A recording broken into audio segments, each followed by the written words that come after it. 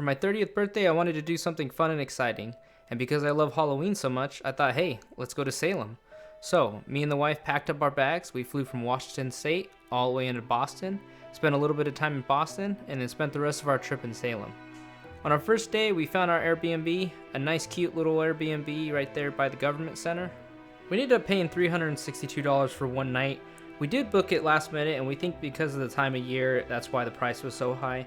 Although it was a little bit on the pricier side and kind of small, it was a really cool experience to sleep in downtown area of Boston, and it was super convenient for walking around to a lot of restaurants. After we got checked in and settled down, we decided it was time to hit the streets and look for a place to eat. That's when we stumbled upon this place, an amazing Italian restaurant with perfect portion size, amazing food, a little bit on the pricey side, but it was really worth the experience. Definitely would go back, and I highly recommend this restaurant. With both of us being foodies, we decided it was time to find something sweet. So we walked down the road and ended up finding Modern Pastry, where we shared an amazing piece of tiramisu. With our stomachs full at that point, we decided to walk back to our Airbnb and recharge for day number 2. With a good amount of time to kill before we had to catch the metro to Salem, we decided to stick around Boston and see some of the sights on the Freedom Trail. We had a lot of fun. I'm not going to be showing a lot of footage on this, but I highly recommend going to Boston and checking out a lot of the historical sites. So far the trip's been amazing, everything's been smooth, we've had a lot of fun. On the way to Salem we jumped on the metro, and then we jumped on a bus. Little did we know though, there was going to be a second bus, and we didn't have enough cash for that one, so we ran into a little problem.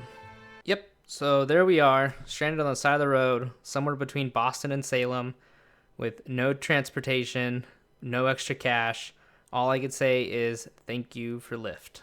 With our crisis avoided, we're back on the road thanks to John, heading to our second Airbnb in Marblehead, Massachusetts, just a 10-minute drive away from Salem. We paid $312 for 2 nights in an old house built in 1731, just blocks away from the water.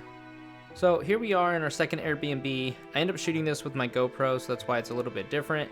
But we have a kitchenette, a washer and dryer, which came in handy during our trip, a nice little table for morning coffee. The people that owned the house also lived in the house, so all this area was off limits. After they introduced themselves, we didn't even hear them, so it was almost like we had the whole place to ourselves. And over here's our bedroom. It was kind of unfortunate that there was 2 different twin beds. It was really weird, going on vacation with your significant other and not sleeping in the same bed with them, but it all worked out.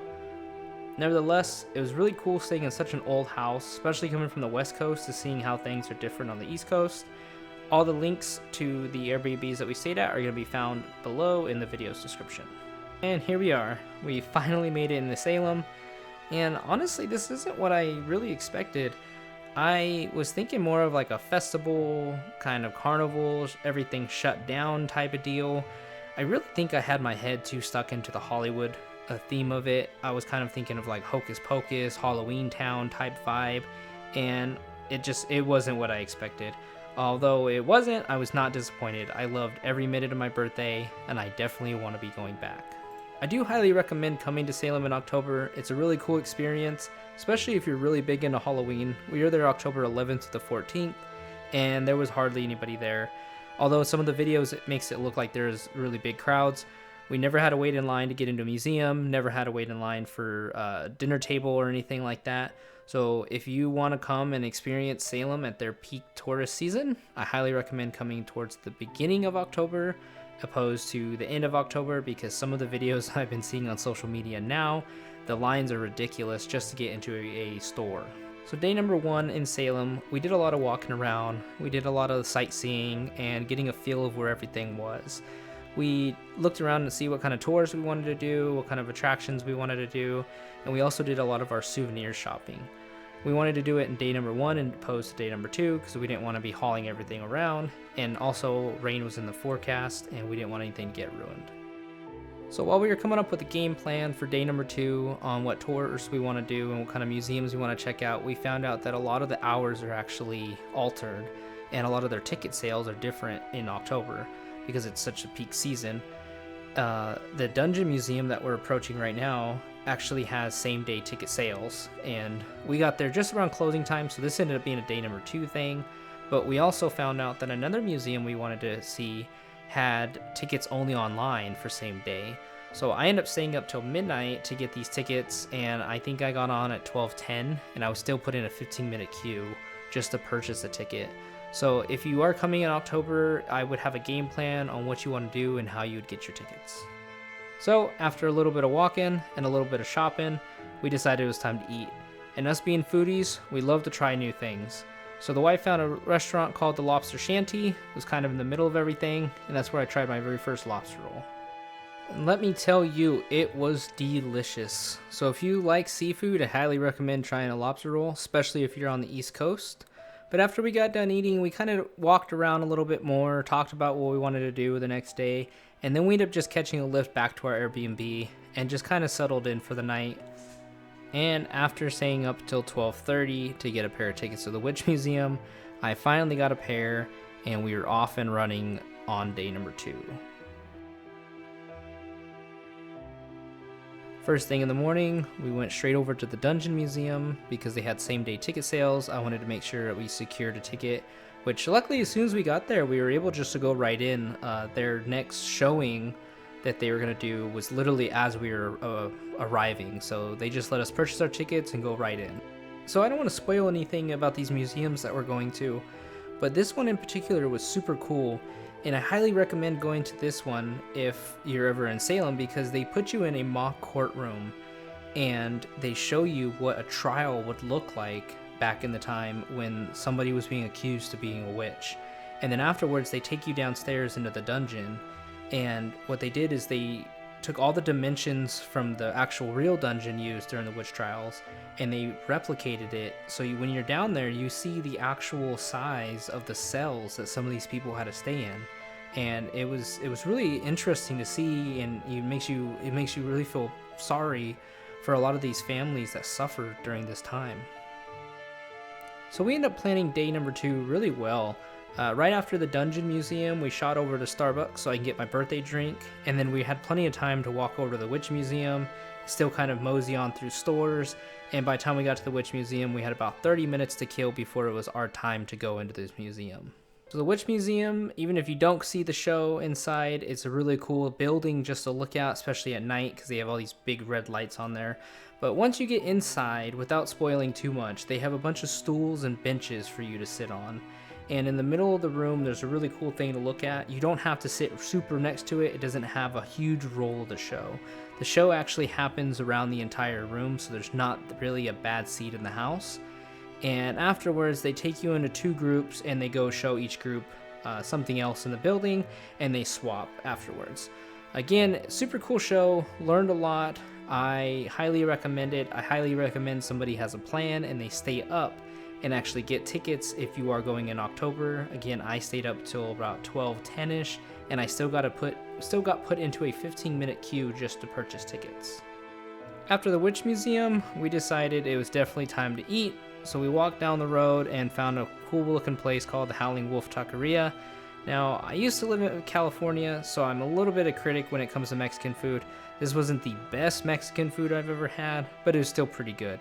And I will say their portion sizes were humongous. I got 3 tacos, and I thought it was going to be normal 3 like street style tacos. No, these things were overflowing, and with the amount of meat that fell off the taco, I definitely could have had 4. We actually purchased tickets for a ghost/history tour that night in Salem, and we wanted to be ahead of the game and figure out exactly where we needed to be so we wouldn't be late. And while we were doing this, we found out that Salem was holding its very last farmers market for the year. And actually, where we needed to meet was where the farmers market was going to be. So we kind of just hung out, did a little bit of people watching, a little bit of eating, and we did a little bit more shopping. But while we were hanging out there in the farmers market, we actually got to watch a show, which was put on, I believe, by the Salem's University, and it was really cool. But here, check it out.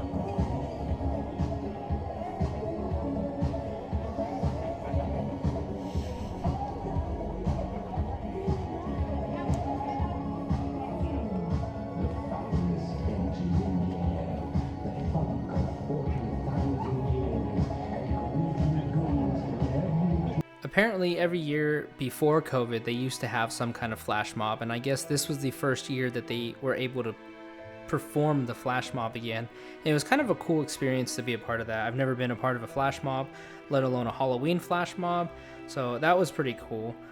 The remainder of the night, we kind of just hung out. Again, like I said, people watched, ate some food, and did a little bit more shopping until our ghost tour. So the tour itself was really cool. It was a 2-hour long tour. There's tons of different companies that offer different kind of tours, so you're there. I recommend looking into one of these. Unfortunately, during our tour, it started raining. It kind of added to the experience, so at first it was kind of cool. We were getting rained on, it was kind of creepy. But then towards the end of the tour and later we were tired and it just started raining. It was pouring down on us. Like, we were completely drenched. I honestly didn't think we were going to get a lift to take us back to our Airbnb because how wet we were. And it was going to be about an hour walk at 10 o'clock at night if that was the case. So luckily we actually did get a lift and we were able to get back to our Airbnb. Once we got back to the Airbnb, we threw our clothes in the dryer, which we were super thankful for our host having for us to use. We drank some hot chocolate and we reflected on our trip. We both had a blast. It was a big birthday for me and I wanted to do something big, something new, something exciting, and this place didn't disappoint. Although it wasn't what I thought it was going to be like, I definitely enjoyed myself. We've already talked about going back. We've already talked about going back to Boston. This is just it was a cool place to be, especially if you're kind of a history buff. There was just so much to see there, so much to do, so many more museums, so many more attractions, so many more landmarks to see. If you want to do everything and see everything, I'd say maybe this is probably like a 2 or 3 day trip. Expect to spend a good amount of money because unfortunately all the attractions cost something.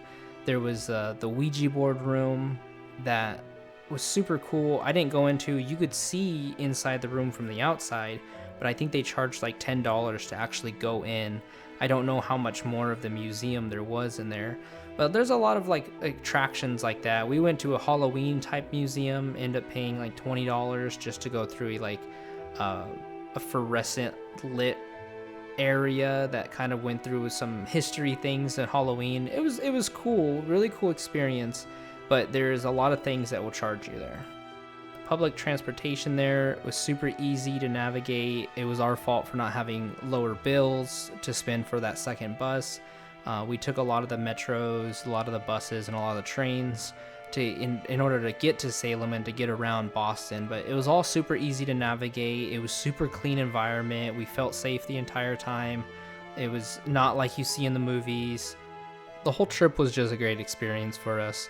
We can't wait to go back to Boston. We can't wait to go back to the East Coast. I just can't wait to share more of our travel videos with you guys. If you have any recommendations, please feel free to leave them in the comments. I'm going to do my best to do a little bit better footage and a little bit better talking about the trip and showing more of the trip. We actually have a trip planned coming up, and I will be recording that and uploading it here as well. All of the restaurants we went to, our Airbnbs and the ghost tours and the museums and stuff, all the links will be left in the description below. So if you are planning a trip to Salem and some of these things sounded interesting to you, there are the links for you to go get your tickets or get a little bit more information for your trip. And if you made it to the end of the video, I thank you a million times because I know a lot of this has been super cringy and I apologize for that. This is totally out of my comfort zone. So I do hope you hit the like button and I do hope you hit the subscribe button to see more of my cringy videos in the future.